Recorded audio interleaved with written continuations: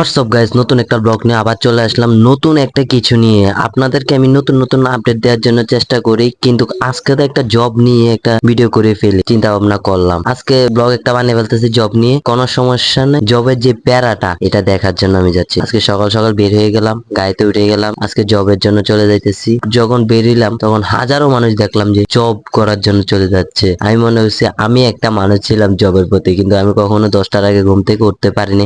আজকে যখন ঘুম থেকে উঠলাম সকাল সকাল জবের জন্য যাওয়া, তখন দেখি হাজারো মানুষ আমার আমার মতন মানুষ জবের জন্য চলে যেতেছে, হাজারো বয়সে আমার মতন তরুণরা। কিন্তু সমস্যা নেই, জব করতে চলে যেতেছি। এখানে একটা সিন ক্রিয়েট হয়ে গেছিল, যেটা হচ্ছিল একটা ছেলে একটা মেয়েকে ডিস্টার্ব করছিল, তাই যে মারছিল পুলিশে, তাই জিনিসটা দেখার জন্য ভিডিওটা আমি স্কিপ করে দিছি। সবার মান সম্মান বলতে কিছু আছে, তাই আর ভিডিওটা দেয়নি। দ্বিতীয়ত ভাই, এই রাস্তাটাতে আসলে ভাই প্রতিদিন সকালবেলা একটা না একটা মানে ভেজাল লাগে। আজকে তো গাড়ির জামটা প্রচন্ড বেশি।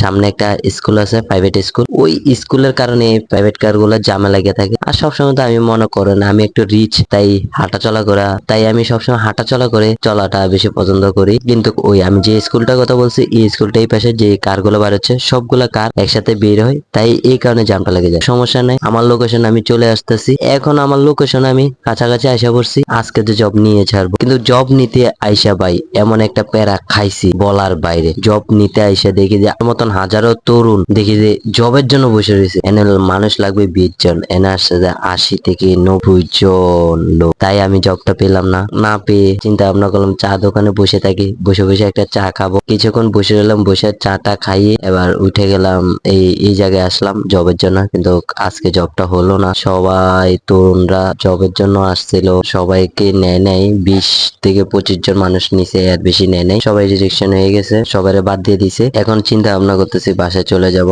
আস্তে আস্তে। আর কি আর করার, আমার ভাগ্যে জবটা ছিল না, তাই এখন আস্তে আস্তে হেঁটে হেঁটে চলে যাব। আর কিছু করার নাই। সাথে আমার একটা ফ্রেন্ডের সাথে আজকে দেখা হয়ে গেল।